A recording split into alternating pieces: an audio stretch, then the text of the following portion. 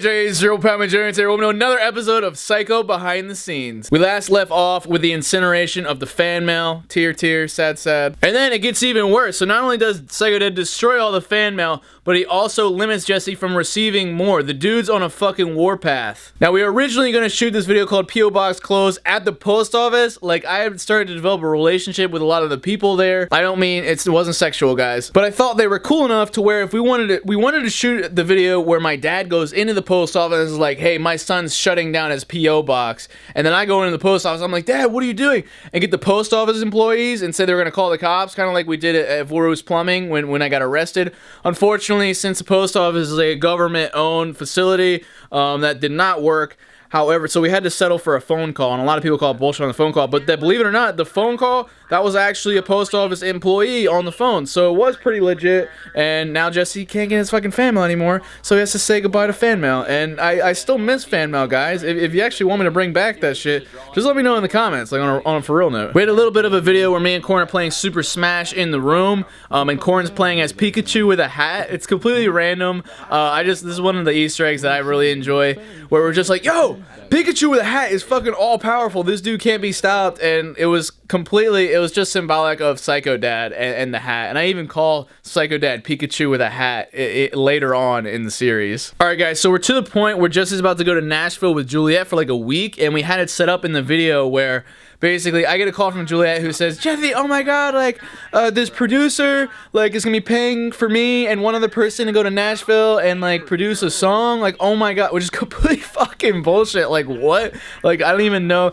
It's, like, so bad. I mean, it's crazy, guys. You can say anything, apparently people believe you, but it's, like, we were just going to produce Battlecry. That was the sole purpose of our trip to Nashville. Is Juliette had these two friends from college, Mike and Dave. You was seeing them in the behind the scenes, and they were going to produce Battlecry. I was paying to get this song produced. I wanted for the finale. You guys already heard the acoustic version 2 months prior in the behind the scenes, and this was something I felt so passionate about. You know, normally I'll just have Juliette work on the music by herself, but anything when it comes to videos and music, like we had to do the Christmas song or Bones for the Haunted series, and then this one for Battlecry. I want to be there. I want to oversee the production. I want to have as big as hand as possible because, like, I want it to match the tone perfectly, and I want it to be representative. And went to Nashville, had a great time, did some vlogs, and they fucking killed it, man. They killed Battlecry, like, in the best way possible. Before we get to the Nashville vlogs, there's one important video I needed to discuss, and I know a lot of people remember this one. It had like a couple million views at the time.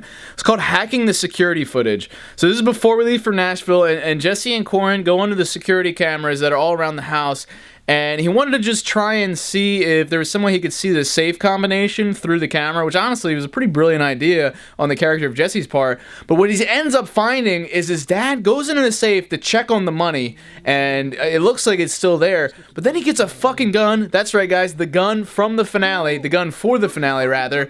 And then he takes the gun, goes outside at night with it, and is just standing in the middle of the fucking yard. Now, why did this scene exist, and what's actually going on here, guys?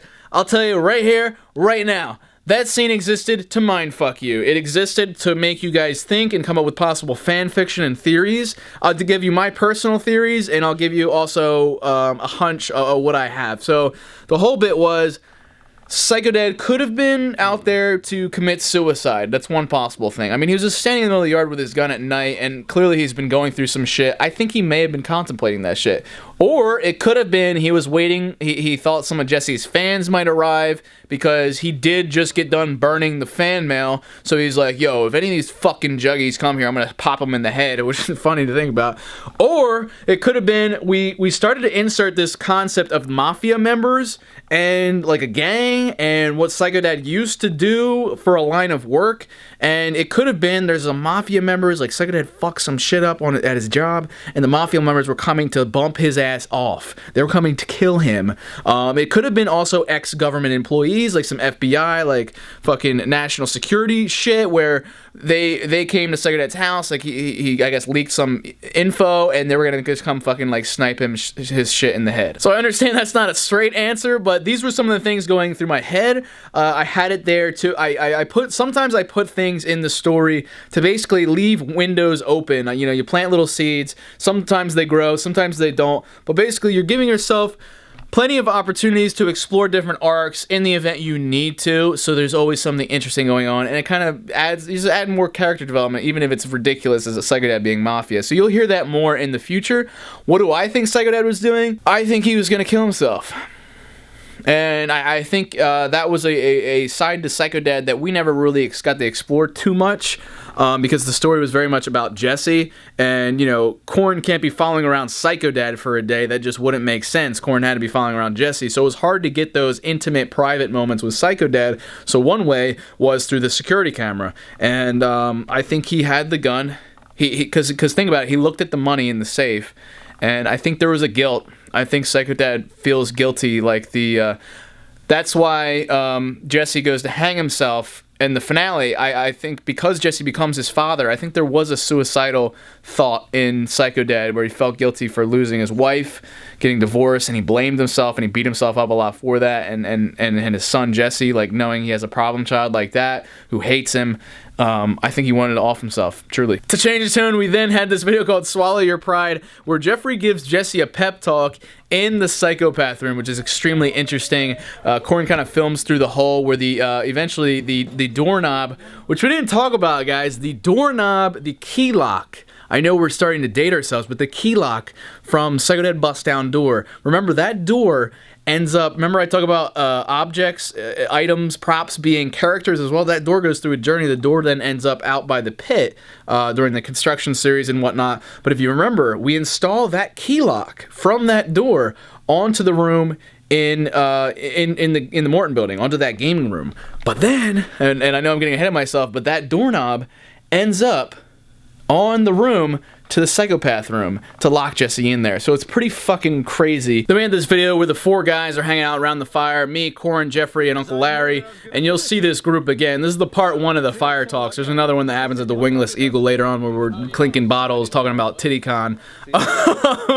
But this scene was important because actually Uncle Larry started to kind of side with Jeffrey a little bit, where, Jesse, maybe it wouldn't be all bad is if you know, got a job or did something. Play ball with your dad. Let's see what happens if you know, because things haven't been going well one way. So when things aren't going right, maybe you should mix it up. Try getting a job. Do something different for your dad. I have some behind the scenes of this video, guys, and also you'll notice time of day fucks us up, because not only do I have to choreograph, go over everything, but, you know, then we might have different takes. So in one of these behind the scenes, it goes from day to night, and it's tough. And we can't say, oh, we'll film tomorrow, because we have 2 videos a day. Like, we're fucked. Maybe he's gonna take. Well, I mean, what is this right now?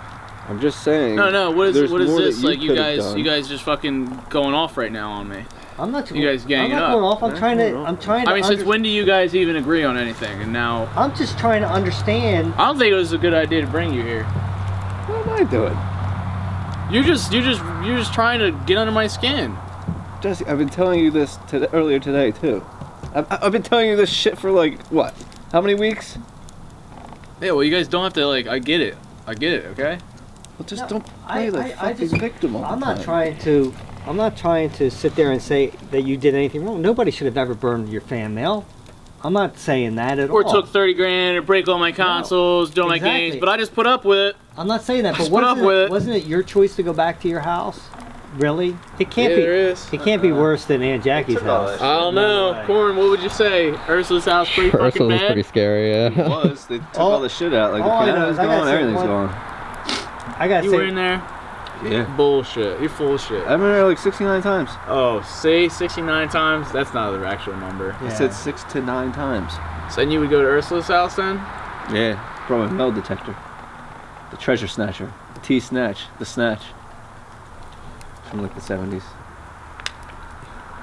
Next, we had this video where me and Uncle Larry and Corin returned to Ursula's house, because Ursula was, you know, a thing that had some real implications in real life, where I think I told you guys that it was a house in the woods, blah, blah, blah, blah. But we did this video at the time as filler, but guess what? It foreshadowed the fucking Ursula series. That's right, we had Aunt Melissa's head pop up. It was no coincidence because she was going to play Ursula, the corpse bride, as you guys know. Wait a second. The Psycho series was in the Psycho series. There's foreshadowing for the Ursula series. That's like fucking years down the road. Whoa, wait, what the fuck? There's foreshadowing for other series in other series? It's all connected. Oh my god. I'm gonna have to watch some fucking vids. I will crack the code. I love this next video, guys. It's a Halo assault prank. We decided to bring Buzz back into it. Jesse, the fucking nerd, is finally fulfilling his dreams of becoming Master Chief. That's right, guys. You know, dream come true for the character, and it's interesting because now Jesse's shooting fake guns. Jesse's shooting fucking Nerf guns, and we use that coming up for some serious foreshadowing that I think a lot of you guys have picked out. So this video, after all that, is Psycho Dad's wearing this awkward like business attire, this suit shit. He's got a bloody pinky, he's drinking. Like, what the fuck's going on here? That's right, guys, it's that same kind of arc as Psycho Dad out in the yard with the gun. We wanted to play a little more with it because something intriguing is Psycho Dad's past, you know? Like, I obviously know what he did, but I realized, you know, we're in our own universe right now. Psycho Dad could have done anything. Like, in the Psycho universe, I'm pretty sure Psycho Dad was in military for a bit. But this scene existed with the bloody hand just to show, like, did Psycho Dad just fucking murder somebody and come back home to have a beer with his family? So I just wanted to add to the mystery, the backstory of Psycho Dad, and, you know, he says a lot, like, you know what I used to do, Jess? You know what I used to do? What the fuck? I wanted to see some fan fiction, guys. We were seriously exploring the idea of Psycho Dad being a possible headhunter, where he just fucking, he's total badass and assassinates people on the reg. I mean, he has that gun and he has other guns and he's got the temper, and you know, guys with temper, they like to have a release, so maybe he's fucking killing people. But I ended up striking against that shit because I was like, not in this series, not in this story, because it's just, it's clearly not realistic, so we had to go realistic. So I never wanted to, I started to have a little too much fun with it, which it would have been great to explore that, but then it would have been like, yo, this shit's fake as fuck. Boobs, you wanna go? What? Good watching. Well, okay. Ella pees at this time. John pees at this time. Tuna poops and pees at this time. So everybody's pissing? Except for Luna. Luna shits too? Yeah. Okay. Look at that. Okay. Back up, guys. Back up. Hey! Hey! This is, Don't yell. I don't. Why? You don't have to though. I'm a 23-year-old man. I can walk a dog. I've walked him. Look, Ella's shitting right now. Look. You said she didn't do that. Ella's shitting. Don't disrespect it. Hold on. Were you out here one night? What the hell are you talking about? I'm out here every night. No, I just mean, were you like, I don't know, just like walking around ever? I walk around here all the time. No, I mean without the dogs. Without the dogs, I'm by myself. I'll walk with the dogs. It doesn't matter. I'm always out here. Did you ever bring the gun out here? What's that to you? I don't know. I was just asking. Have you ever brought it out? Many times. Protect your property. That's my motto. John, Suddenly you found it?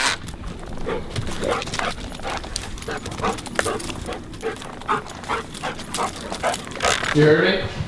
Yeah. Alright. So I can tell your mom to come in?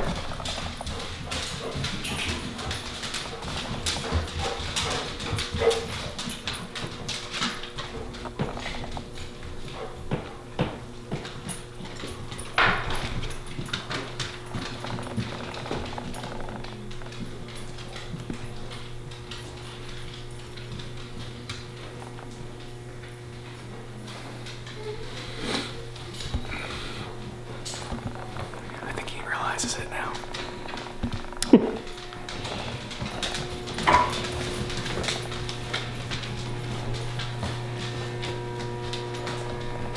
Whoops. We weren't done. But what did you say? I said, all right, they're good. Yeah. I said, they're good, the dogs. I thought you said you're good. We're gonna have to do some splicing and cutting.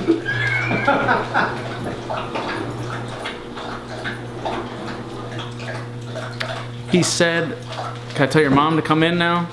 Yeah, I know. I heard that. I'm just making sure they heard that, so this behind the scenes becomes funnier, you know, because the mic is very direction based. So, I said they're good, as in the dogs were walked, you know, but I actually only walked one, so AKA I was half-assing it. So that's the funny part. So I don't know how we're gonna be able to splice these together. But then he thought I said we're good. Which usually, because they're waiting at the end of the driveway. Okay, so he said that, and then I made that face and just ruined it. And he said I didn't ruin it because we nailed the whole other side. We nailed the important stuff. Yeah, we nailed it. It was good. Don't even give that look. Yeah, but now we have to come up with some crazy You'll be ass. fine. That's why you're the graduate of film and radio. Do not say that. Hold on, no. On a real note, do not ever say that. Rowan has done nothing for me. It doesn't matter. I know, but don't say that. In film and radio. He sounds like Psycho Dad right now. No, college, absolutely nothing. That did not help me. I do not want that ever. It doesn't matter. You got that paper that says that you graduated from an accredited. Wait a minute, accredited college. All right, so now we're on to Nashville, Joey's.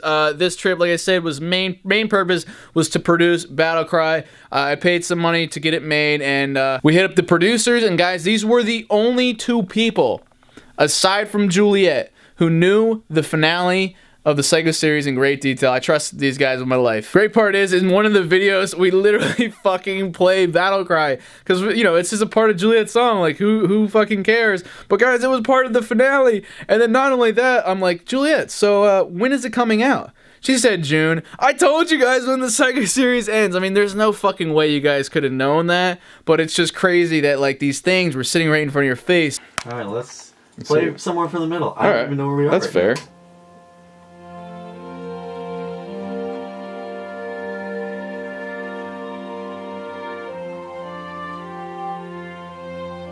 Alright. Nailed it. Well, that was cool. Yeah. Boom. It's like super different than anything I've ever really Juliette, your voice kind of sounded like a robot there. Some kind of vocals yet. Oh, you don't even sing it? And then what the fuck? No, we'll get those done. Okay. This will be good. We'll get some stuff. Because we'll be here for a couple of days. Like the producer that's paying for our trip, we got to have some meetings. But yeah, we should have some free time to come see you guys and work on this thing. Love it. There will be a lot more that gets done. Like this is just kind of getting the orchestration done, and we still. That's crazy. You guys are fucking geniuses. Draft kind of. Yeah. When you were planning on releasing this? Like June. June? Ah, shit. Guys, before we go any further, let's check out some Nashville behind the scenes, and you're about to see me and Juliette hearing Battlecry produced at least a decent amount for the first time. Roll that shit! The true purpose of the trip to Nashville for a song known as Battlecry for Psycho Kid Fleece Country, the final. I almost forgot to do it behind the scenes. Mike and Dave have been working non-stop. You can smell the man sweat in here right now. We're about to get a first listen at what they've been cooking up here.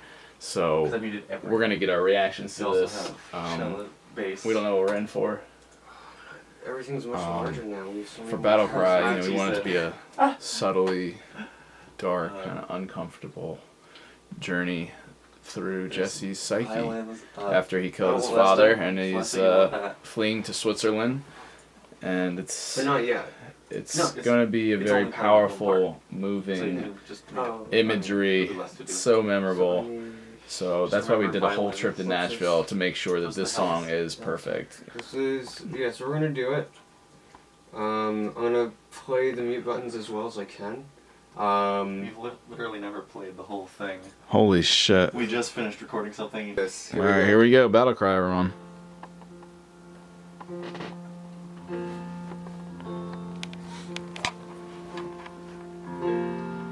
I tried to make you proud.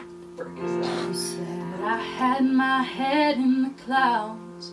I've spent a lifetime stuck in the same line. Gathered up each grain of sand, built my castle in your hands. Then I spent a lifetime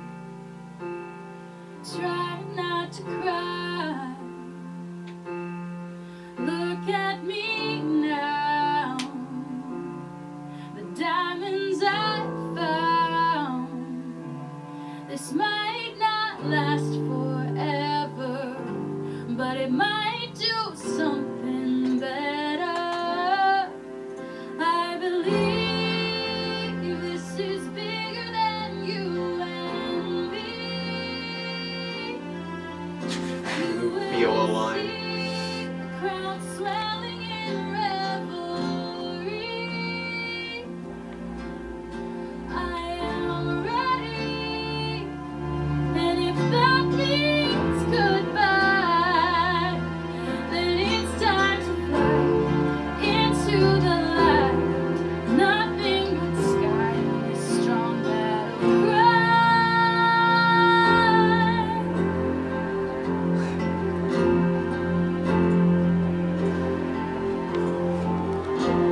You telling me I'd never make it, left me needing to prove you mistaken. I've spent a lifetime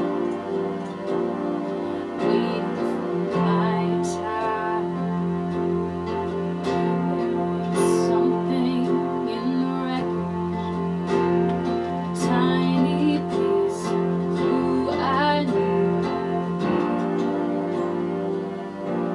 I'm setting it free. Look at me now. The diamonds I found.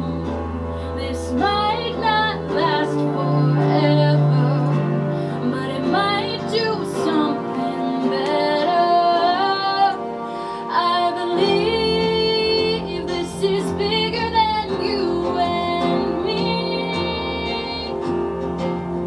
You will see the crowd swelling in revelry.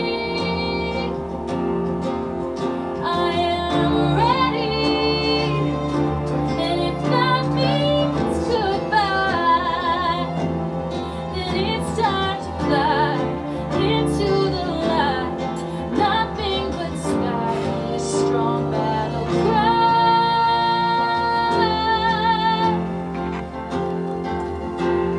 Stopped asking questions, stopped asking permission. Now I won't come undone or rebel. All that's left are the stories we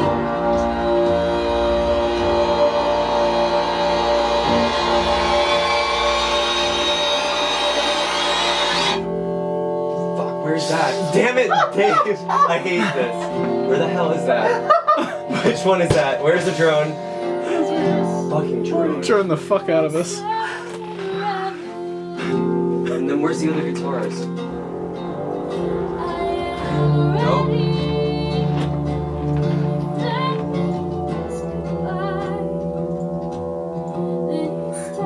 What the fuck is that horn? There we go. Beautiful. Let me play it from the Yeah. strings where it goes crazy. I got lost in a moment. I was like, Bye, Juliette. it's like none of these are organized too, so I can't just go. That's the ending where Jesse legit hangs himself and then the song stops. Yeah, alternate ending. Right here we go. This is what's supposed to happen. Alright. Nope. Oh, wait, what? Undo the. What I mute? the you muted the hells. Okay, and the violins too. I need these unmuted. Okay, what are we at? This is all awkward because it switches board settings. I have to go to here. No, just do the thingy. Do the thingy. Right?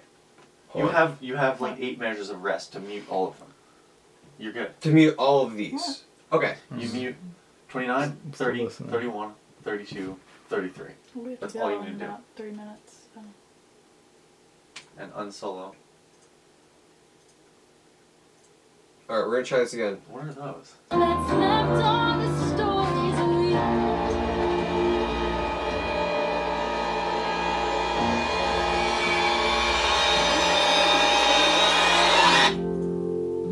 This is bigger than you and me.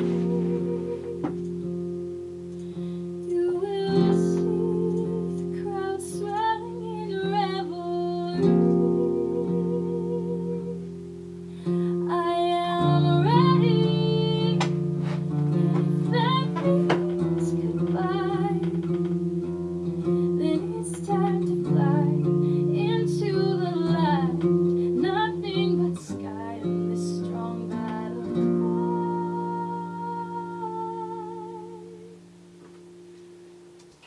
That's where it would end. That sounded super down. more. Yeah, Those are better.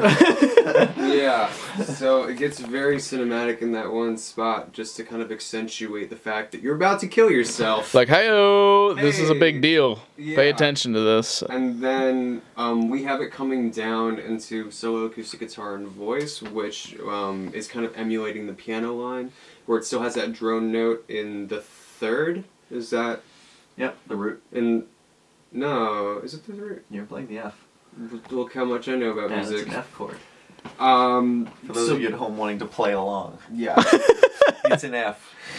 So that's what we were doing. Reaction, thoughts. How does it feel in terms of that direction? I was wondering if we could get the one of the drums. I don't know. Do you have multiple drums on the throughout?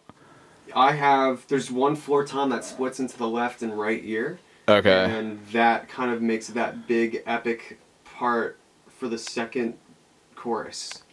Right at I Believe for the second time, that's when the floor tom jumps in and it's like, just fills it out very nicely. I was wondering how it would be with the bridge without the drum. The bridge without the drums. Yes. Interesting. Okay. Where it's doing do do do do. Yes, do, yes, do, yes. do, do. I would think that part doesn't have drums anyway. Are there drums in there? Yeah, I have drums kind of accentuating it. We might have to pause and Yeah. come back just because I realized the meeting is a half hour away. Okay. And it's at 1:30. What was that? That was a floor tom. Alright. What'd you guys think? Dave doing some magic shit down here. He's got the mushrooms. I was good. We just did a quick critique off camera. I thought it was good. Just the drone. What'd you guys think? The drone was pretty intense. Obviously, it's gonna be cool to hear this in behind the scenes, and then once we got the final product, and be like, oh yeah, I remember when we first listened to it in the basement that day. Step sort of like The evolution thingy. of Battlecry. So these guys have been very welcoming while we've been here in Nashville, on a real note. And yeah, I'm trying to think of other behind the scenes. Because the behind the scenes are cool. It's like finally time to get everything out that you've been wanting to say. So yeah, I actually just met Dave this weekend. Mike I've met previously. Mike's an avid Psycho series watcher.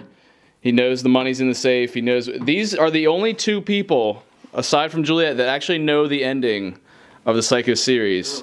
They're pretty fucking important right now. we take it to our graves. Exactly. I guess if our graves happen before. Just a couple months. If we die before June. So they know it all, and that's crazy. Our little music montage with the hanging and Switzerland and killing Papa.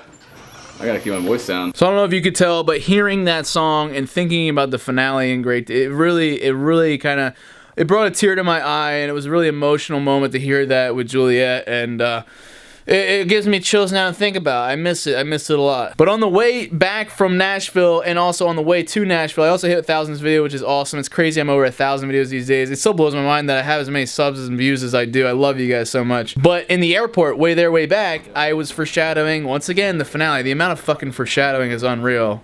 Foreshadowing is my middle name these days. But I'm literally wearing sunglasses at night. Like, nobody does that, but that was strictly to show the fact that I'm wearing sunglasses in the finale. I'm becoming Psycho Dad because that's his symbol, one of. Guys, don't even ask me what this video is. I really have no fucking clue. I think it's called Jesse, even when he's forced to do something he doesn't want to do, he makes it fun, or he makes it something that he does want to do. Next, we have that moment where everybody fucking realizes that Jesse was never meant to operate machinery of any kind. The only reason we had this video was because we knew we were going to do the wood chipping of the Wii U, and Jesse was going to be forced to get a job.